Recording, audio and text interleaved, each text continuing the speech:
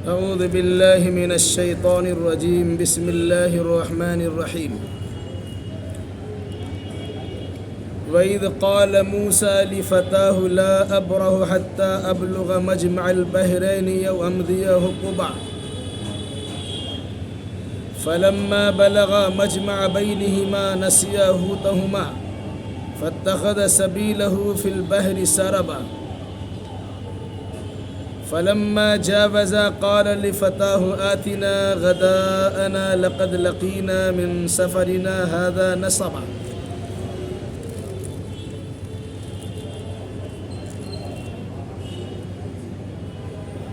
اس سے پہلے کی آیتوں میں یہ باتیں آپ کے سامنے آئی تھی کہ اللہ تبارک و تعالیٰ بڑا رحم و کرم کرنے والا ہے، انسان کو ان کی غلطیوں پر فوراً گرفت اور پکڑ نہیں کرتا ہے، بلکہ اللہ کی رحمت کا تقاضا یہ ہوتا کہ انسان کو سدھرنے اور سنورنے کے لیے مہلت دی جائے اور وقت دیا جائے۔ ویسے انسان کو سمجھانے کے لیے یہ بات بھی بتلائی گئی، گزشتہ بہت ساری قومیں گزر چکی ہیں جنہیں اللہ تبارک و تعالیٰ کے عذاب سے دوچار ہونا پڑا تھا۔ انسان کے لیے جب مہلت کی مدت ختم ہو جاتی ہے تو پھر اللہ تبارک و تعالیٰ کا عذاب اس پہ نازل ہو ہی جاتا ہے۔ اس لیے اگر کسی انسان سے غلطی ہو جائے تو فوراً توبہ استغفار کر کے اپنے آپ کو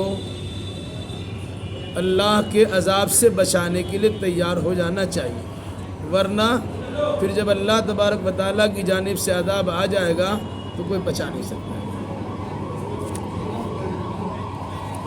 آگے کی آیتوں میں ایک اہم واقعہ کی طرف اشارہ کیا جا رہا ہے۔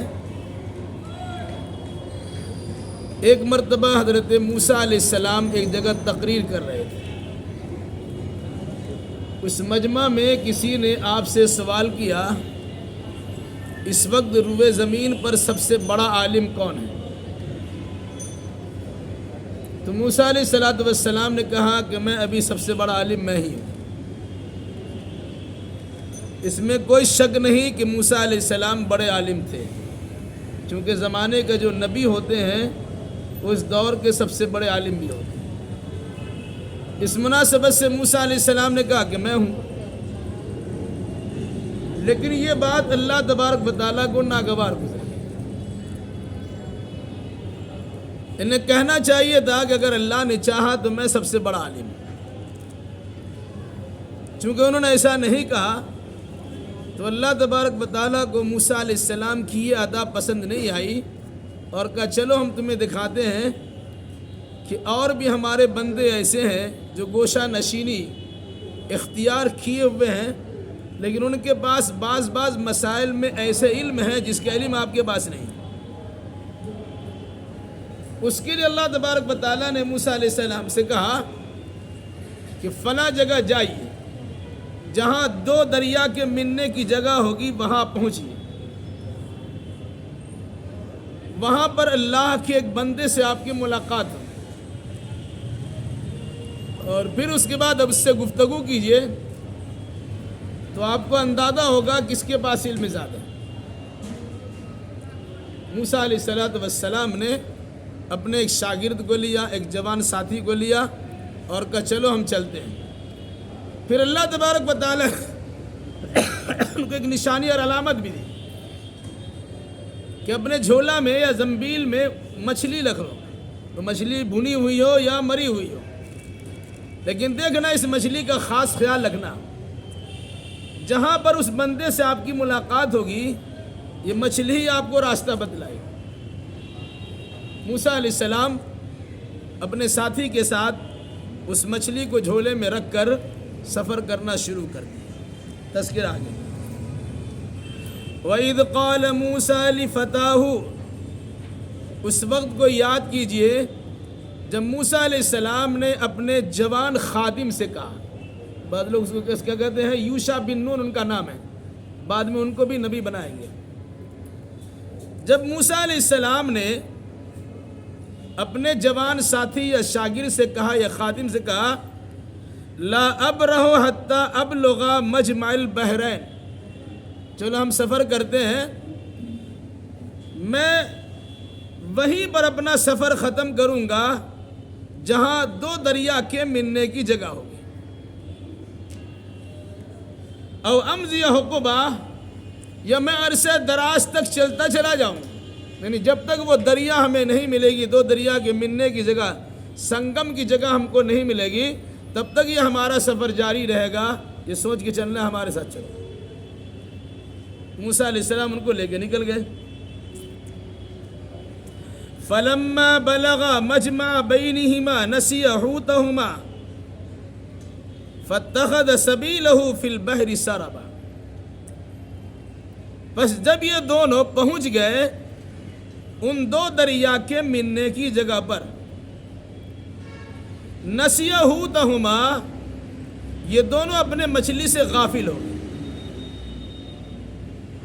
فاتخذ سبیلہ فی البحر سربا، اور مچھلی سمندر میں سرنگ کی شکل میں اپنا راستہ نکالے۔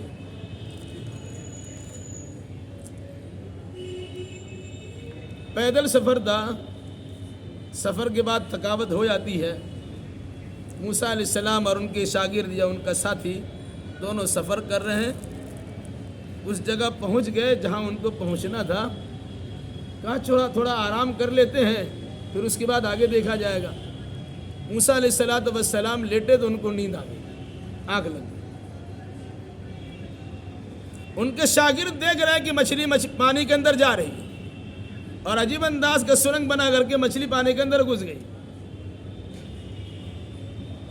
یہ سوچا کہ موسیٰ علیہ السلام جب بیدار ہوں گے تو بتا دیں گے۔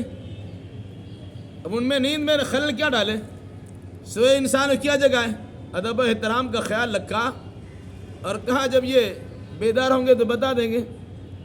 لیکن جب موسیٰ علیہ السلام بیدار ہوئے تو کہا چلو آگے بڑھتے ہیں۔ نہ موسیٰ علیہ السلام کو مچھلی کا خیال رہا، نہ ان کے شاگرد کو مچھلی کا خیال رہا، دونوں مچھلی سے گویا غافل ہو گئے، بھول گئے۔ جبکہ شاگرد نے دیکھا کہ مچھلی سرنگ بنا کر کے پانی کے اندر چلی جا رہی ہے، وہ سوچا بعد میں بتا دیں گے، لیکن وہ بھی بھول گئے، بتائے نہیں، اور سفر ان کا جاری ہو گیا۔ قرآن کہتا ہے فلما جاوزا، جب وہ دونوں وہاں سے آگے بڑھ گئے، یعنی وہی مجمع البحرین، دو دریا کے ملنے کی جگہ جہاں ٹھہرے تھے وہیں رکنا بھی تھا، لیکن اسے تجاوز کر کے آگے بڑھ گئے اور کچھ دور کا سفر طے ہو گیا۔ قال لفتاہ آتنا غداءنا، تو موسیٰ علیہ السلام نے اپنے ساتھی سے کہا لاؤ دن کا کھانا کھلاؤ، چلتے تھک بھی گئے، لمبا سفر بھی ہو گیا ہے، بھوک بھی لگی ہے، کھانا کھلاؤ۔ لقد لقینا من سفرنا هذا نصبا، اس سفر میں ہمیں اب تھکان محسوس ہو رہی ہے۔ یہاں پر علماء نے لکھا ہے کہ موسیٰ علیہ السلام کا وہ لمبا سفر مجمع البحرین تک پہنچنے میں کوئی دقت و پریشانی نہیں ہوئی، لیکن وہاں تھوڑا آرام کرنے کے بعد کچھ تجاوز کیا اور آگے بڑھے تو موسیٰ علیہ السلام کو بھوک بھی لگ رہی ہے اور تھکاوٹ بھی محسوس ہو رہی ہے۔ جب آدمی راستہ بھٹک جاتا ہے تو پریشانی بڑھ جاتی ہے، اور جب اس کے سامنے ٹارگیٹ ہے تو فلاں پہنچنا ہے، ہمت کے ساتھ وہاں پہنچ جاتا ہے۔ تو موسیٰ علیہ السلام نے کہا لاؤ کھانا لاؤ، دن کا کھانا کھلاؤ، اب تو اس راستے میں اس سفر میں ہمیں تھکاوٹ محسوس ہو رہی ہے۔ جب موسیٰ علیہ السلام نے کھانے کا مطالبہ کیا تب ان کے شاگرد کو یاد آیا مچھلی تو وہاں پانی میں چلی گئی تھی، وہ مچھلی بھنی ہوئی تھی، کھانے کے لائق تھی، جس کو کھایا جا سکتا تھا، لیکن اللہ تبارک و تعالیٰ نے اسے زندہ بھی کر دیا اور اسے پانی میں سرنگ بناتے ہوئے ان کے شاگرد کو دکھلا بھی دیا۔ جب موسیٰ علیہ السلام نے سوال کیا لاؤ کھانا، تب موسیٰ علیہ السلام کو ان کے شاگرد بتلاتے ہیں قال ارأیت اذ اوینا الی الصخرہ، ذرا خیال کیجئے جس وقت ہم اس چٹان پہ آرام کر رہے تھے، فَإِنِّي نَسِيتُ الْحُوتَ، تو میں وہی مچھلی کو بھول گیا، وَمَا أَنْسَانِيهُ إِلَّا الشَّيْطَانُ أَنْ أَذْكُرَهُ، اور مجھے شیطان نے بھلا دیا کہ میں اس کا تذکرہ آپ کے سامنے کر سکوں۔ جہاں آپ آرام کر رہے تھے ہم نے بھی کچھ آرام کیا، لیکن خیال تو تھا کہ اس میں مچھلی ہے۔ اچانک دیکھا کہ مچھلی نکل کے سرنگ بناتے ہوئے دریا میں چلی گئی، تو میں نے آپ کو جگانا مناسب نہیں سمجھا اور یہ سوچا کہ جب بیدار ہوں گے میں آپ کو خبر دے دوں گا، لیکن آپ بیدار ہوئے اور سفر آپ نے جاری کر دیا تو میں بھول گیا اور شیطان نے مجھے بھلا دیا۔ گویا کیا کہا؟ وَمَا أَنْسَانِيهُ إِلَّا الشَّيْطَانُ أَنْ أَذْكُرَهُ، آپ کو بتانے سے ہمیں شیطان نے بھلا دیا، بتا نہیں سکے اور آگے بڑھ گئے۔ وَاتَّخَذَ سَبِيلَهُ فِي الْبَحْرِ عَجَبًا، پھر شاگرد نے کہا اس مچھلی نے دریا میں تو عجیب انداز کا سرنگ بنا لیا تھا۔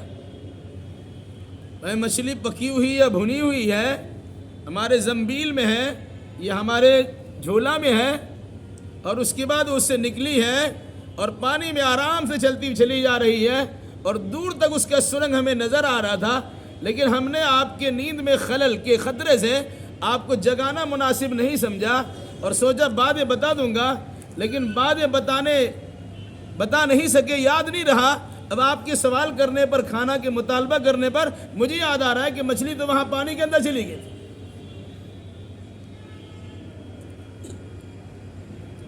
قال ذلك ما كنا نبغي، موسیٰ علیہ السلام نے کہا ہم تو اسی جگہ کی تلاش میں نکلے تھے، اللہ کی جانب سے اشارہ ہم کو ہی دیا گیا تھا کہ جس جگہ مچھلی تمہارے دریا میں چلی جائے سمجھ لینا اسی جگہ پہ تم کو ملنا ہے، وہیں رکنا ہے، وہیں رکو گے، وہیں میرے ایک بندے سے تمہاری ملاقات ہو جائے گی، تم اس سے بات کر لینا۔ قال ذلك ما كنا نبغي، کہا اسی جگہ کی تلاش میں تو ہم نکلے تھے۔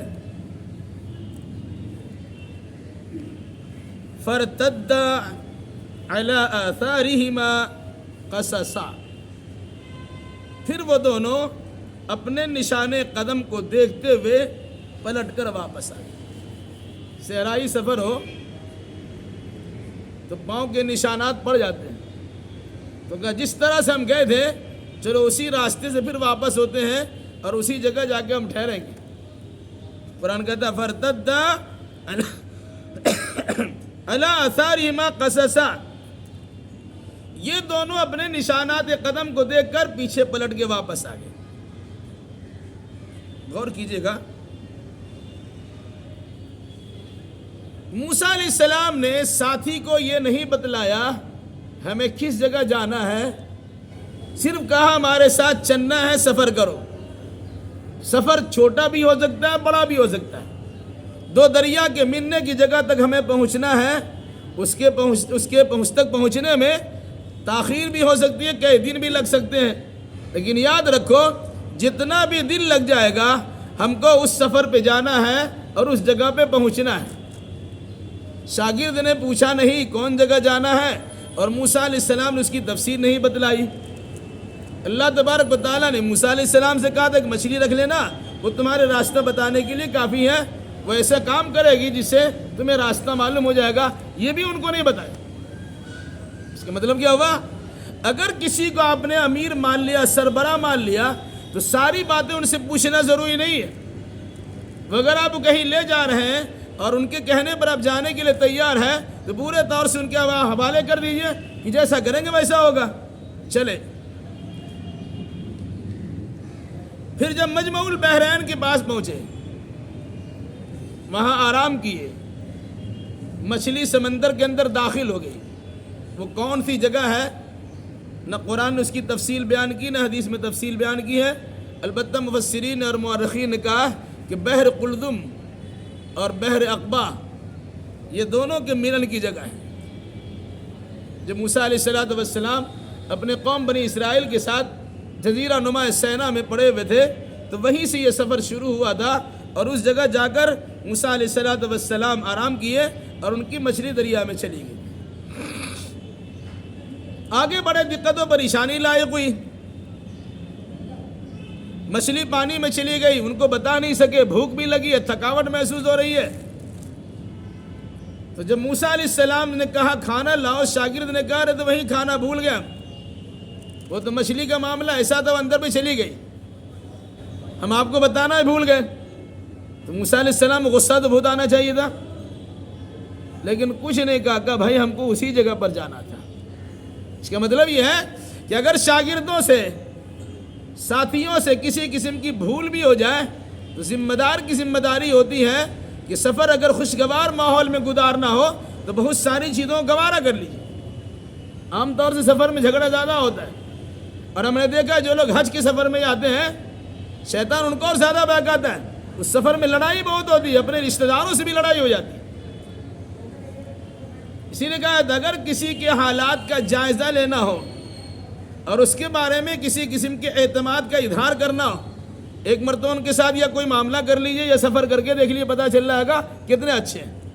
تو موسیٰ علیہ السلام سے ان کے شاگرد نے کہا ارے وہی تو مچھلی چھوٹ گئی، ہم آپ کو بتا نہیں سکے، بھول گئے اور سوچ رہے تھے کہ اٹھیں گے تو بتا دیں گے، لیکن شیطان نے مجھے بھلا دیا اور ہم بتانے سے قاصر رہ گئے۔ موسیٰ نے کہا چلو کوئی بات نہیں ہے، ہم کو وہی جگہ جانا تھا۔ پھر دونوں پلٹ کے آ گئے۔ فوجد عبدا من عبادنا، تو ان دونوں نے ہمارے بندوں میں سے ایک بندہ کو پایا، آتیناہ رحمتا منا، جن کو ہم نے اپنی جانب سے خاص رحمت عطا کی تھی، وعلمناہ من لدنا علما، اور ہم نے ان کو اپنی جانب سے علم بھی عطا کیا تھا۔ وہ بندہ کون تھا جس سے ملاقات ہوئی اور ان کو کون سا علم دیا گیا تھا؟ اس بندے کے بارے میں سارے مفسرین کا کہنا ہے وہ حضرت خضر علیہ السلام ہے۔ خضر، خاص ضاد را، خضر، خضر کا معنی تھا سرسبزی اور شادابی، جہاں ان کا پاؤں پڑ جاتا تھا شادیاں بھی ہریالی ہو جاتی تھی۔ یہ خضر ہے جن کے بارے میں کچھ لوگوں نے کہا یہ اللہ کے ولی ہے، کچھ لوگوں نے کہا یہ فرشتہ ہے، اور اکثر و بیشتر مفسرین نے کہا کہ یہ اللہ کے نبی ہے۔ موسیٰ علیہ السلام بھی نبی ہے اور یہ بھی نبی ہے۔ موسیٰ علیہ السلام کی علم نبوت الگ ہے، ان کے پاس علم نبوت الگ ہے۔ تو موسیٰ علیہ السلام نے کہا میں بڑا ہوں، سب سے بڑا عالم میں ہوں، یہ بات اللہ کو پسند نہیں آئی تو بتایا چلو میرے ایک اور بندہ کے پاس جائیے تو پتہ چلے گا ان کے پاس کیسا علم، جس علم کے بارے میں تصور بھی آپ نہیں کر سکتے ہیں، وہ علم میں نے ان کو عطا کیا۔ وہ حضرت خضر ہے۔ تو حضرت خضر پر اللہ تبارک و تعالیٰ کی خاص رحمتیں بھی ہوئی، اور اللہ نے حضرت خضر کو خاص علم بھی عطا کیا تھا۔ یہاں پر عقیدے کی کچھ گمراہی پائی جاتی ہے اور سماج میں بہت ساری افواہیں یا توہم و خرافات پائے جاتے ہیں۔ اب کسی نے حضرت خضر کے بارے میں کہہ دیا آب حیات پیے ہوئے ابھی کہیں مریں گے ہی نہیں، وہ قیامت میں ان کی موت واقع ہو گئی۔ کوئی انسان راستہ بھٹک جاتا ہے، وہ بزرگ انسان کسی شکل میں آ کے اسے راستہ بتا دیتا ہے۔ کسی کی کشتی ڈواڈول ہوتی ہے، ہچکولے کھانے لگتی ہے، وہ خواجہ خضر کا بیڑا بھسایا جاتا، وہ بزرگ آتے ہیں ان کی کشتی کو پار لگا دیتے ہیں۔ اس طرح کی بہت ساری باتیں پھیلا دی گئی۔ یاد رکھیے گا وہ یا تو اللہ کے ولی ہیں، یا اللہ کے فرشتے ہیں، یا اللہ کے پیغمبر ہیں۔ زیادہ صحیح بات اکثر مفسرین یہ لکھا ہے کہ وہ بھی اللہ کے پیغمبر ہیں، اللہ کے نبی اور رسول ہیں۔ رہا جو سماج پھیلا ہوا ہے علم لدنی، اسی لفظ لدنا سے علم لدنی کی طرف میں نے اپنی طرف سے خاص علم عطا کیا۔ وہ خاص علم کیا تھا؟ وہ علم تکوینیات، ایک تشریعی علم ہے، ایک تکوینی علم ہے۔ تشریعی علم کا مطلب ہوتا ہے شریعت جس کے مطابق عمل کرنا، اور تکوینی علم کا معنی ہوتا ہے جیسے علم تکوینیات، بلڈنگ بنانا، مکانات وغیرہ درست کرنا وغیرہ۔ اس قسم کے علوم بھی حضرت خضر کو دیا گیا۔ تو کہا فوجد عبدا من عبادنا، ان دونوں نے ہمارے بندوں میں سے ایک بندے کو وہاں پایا، آتیناہ رحمتا منا، جنہیں ہم نے اپنی جانب سے رحمت عطا کی تھی، خاص رحمت، وعلمناہ من لدنا علما، اور ہم نے انہیں اپنی طرف سے خاص علم بھی عطا کیا تھا۔ یہیں سے کچھ لوگوں نے کہا بعض معاملات میں بعض نبیوں پر بعض ولیوں کی فضیلت ہو جاتی ہے، لیکن یہ بالکل غلط بات ہے۔ انہیں نبی ماننے کی صورت میں جھمیلہ صاف ہو جائے گا۔ پھر یہ کہنا کہ موسیٰ علیہ السلام جیسے نبی کو ایک ولی کی خدمت میں بھیج دیا گیا، گویا ولی بڑا مقام رکھتے اور نبی کا مقام کم ہو جاتا ہے۔ اس قسم کی بہت ساری چیزیں پھیلا دی جاتی ہیں، بلکہ یہاں تک یہ باتیں بھی آتی ہے موسیٰ علیہ السلام کے بارے میں لوگوں نے بہت سارے خرافات کو پھیلا دیا، اور بہت مشہور بھی ہیں، لوگ اسے آرام سے بیان بھی کرتے ہیں۔ ایک خاتون نے موسیٰ علیہ السلام سے کہا کہ میری قسمت میں بچہ اچا ہے کہ نہیں؟ موسیٰ علیہ السلام نے اللہ سے پوچھا، اللہ نے کہا کہ نہیں، اس کی قسمت میں بچہ نہیں ہے، بول دیا انہوں نے۔ اس کے بعد محلے میں ایک فقیر گزر رہا، جتنی روٹی اتنا بچہ، بہت مشہور واقعہ۔ تو اس خاتون نے اس فقیر کو کھانا کھلا دیا، روٹی دے دیا، کہا تم کو بچہ ہو جائے گا، بچہ ہو بھی گیا۔ اس خاتون نے موسیٰ علیہ السلام سے کہا کہ آپ نے تو کہا تھا کہ بچہ نہیں، اب تو نبی ہے، وہ تو فقیر بزرگ ہے، اس کو میں نے کھانا کھلایا، اس نے دعا دی اور میرا بچہ بھی ہو گیا۔ تو موسیٰ علیہ السلام اللہ سے پوچھا، اللہ ہم نے پوچھا تو بلا اس کا بچہ نہیں ہے اور اس کو بچہ تو ہو گیا، ایک کہانی گڑھی جاتی ہے۔ اللہ نے کہا جاؤ مجھے انسان کو گوشت چاہیے۔ تو موسیٰ علیہ السلام سب سے مانگ رہے ہیں، اللہ تعالیٰ گوشت چاہیے، کوئی دینے کے لیے تیار نہیں ہے، انسان کو گوشت کون کاٹ کے دے گا؟ اسی بزرگ سے ملاقات ہوئی، انہوں نے پورے جسم کے حصے تھوڑا تھوڑا کاٹ کے دیا، جب پیش کر دو۔ پھر اللہ کی بارگاہ موسیٰ علیہ السلام پہنچے تو اللہ نے کہا موسیٰ تو بھی تو انسان تھا، میں نے انسان گوشت مانگا تھا، تو دے سکتے تھے؟ اس بندے نے ہمارے لیے پورے جسم کا حصہ کاٹ کاٹ کے دیا ہے، میں اس کی سنوں گا کہ تمہاری سنوں گا؟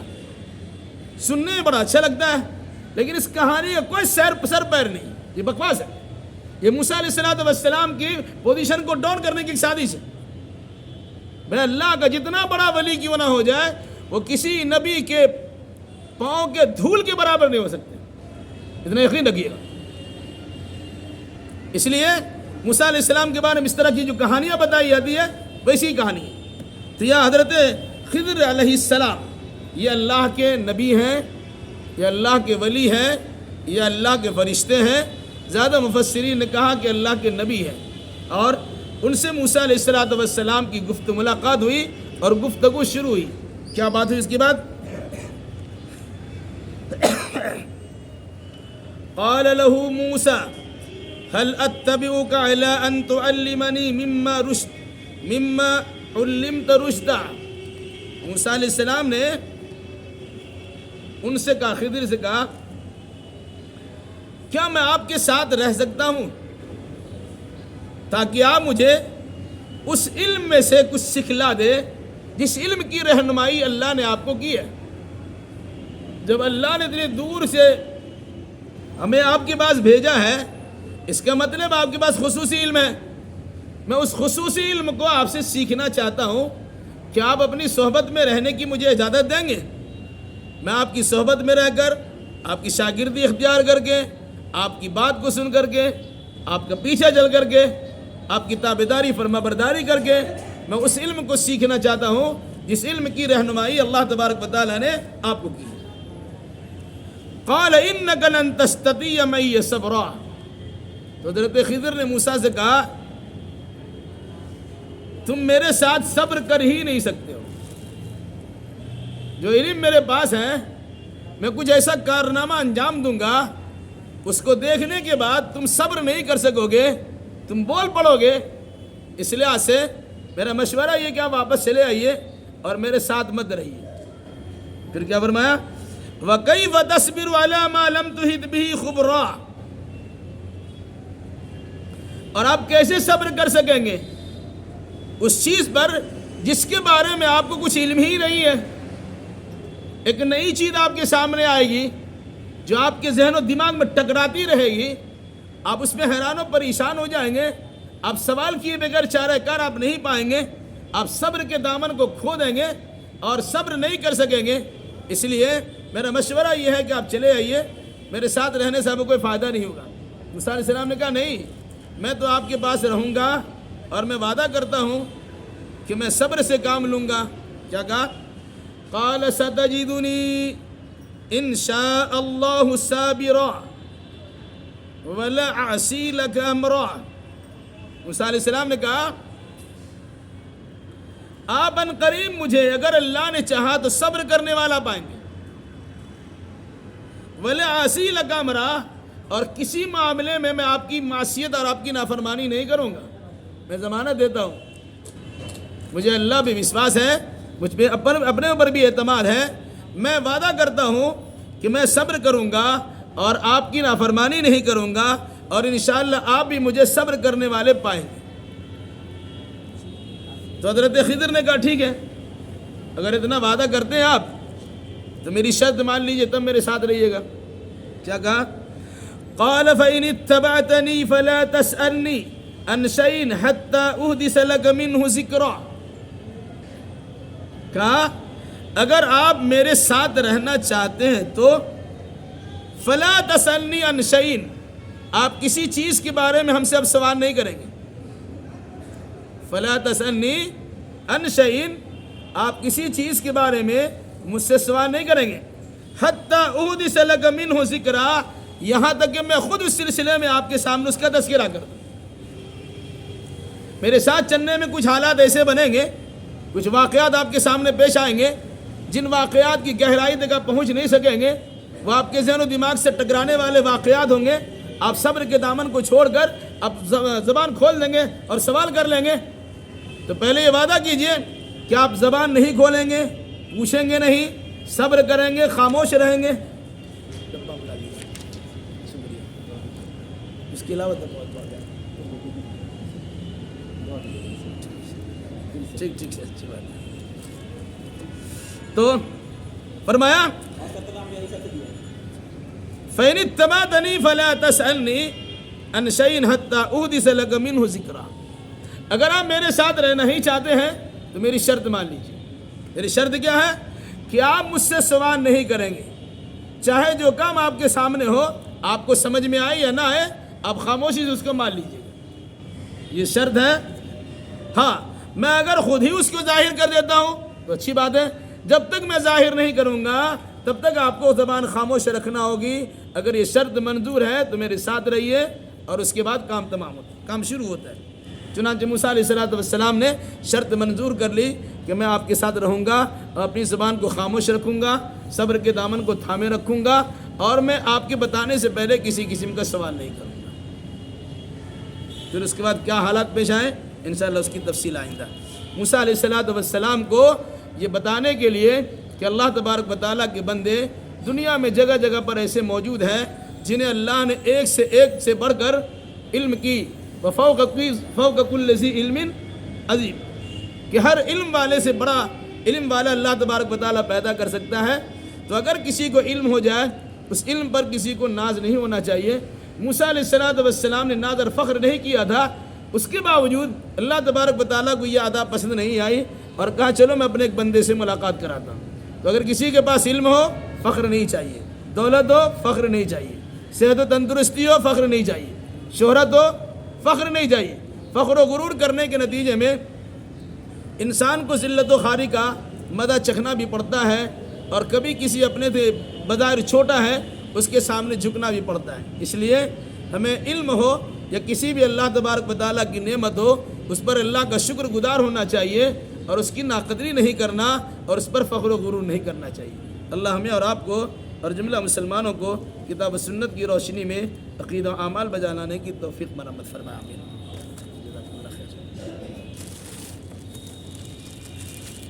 یا اللہ.